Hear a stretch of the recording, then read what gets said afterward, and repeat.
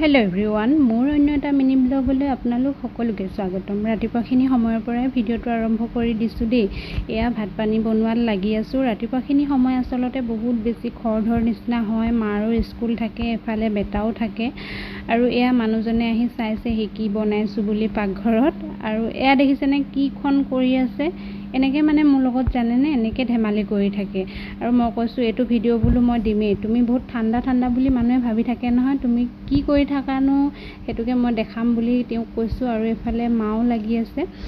আৰু এয়া আজি আমাৰ খানাত এনেদৰে কুন্দুলি আলু ভাজি, আৰু এইফালে ধুন্দুলি আলু আৰু মাছৰ চব্জি, কাচকল ফ্ৰাই, এইফালে আকৌ দালি, আৰু বেটাৰ কাৰণে মই অকণমান এনেকৈ ৰঙালাও আৰু আলু দি মাছৰ চব্জি বনাই দিলোঁ কম তেলত। তাক বহুত বেছি তেল নিদিওঁ। তাৰপাছত বোলো ময়ো ভাতকেইটা খাই লওঁ বুলি খাই ল'লোঁ, আৰু আবেলিলৈ গাটো ধুই ল'লোঁ। ইমান বেছি গৰম উঠিলে। এইফালে আকৌ ওচৰৰ ভণ্টি এজনী আহিলে থ্ৰেডিং কৰিবলৈ, তাইক থ্ৰেডিং কৰি দিলোঁ। আৰু এয়া মানুহজনে মাছ এটা আনিছিলে, তাকে তেওঁ কটা বচাত লাগি আছে।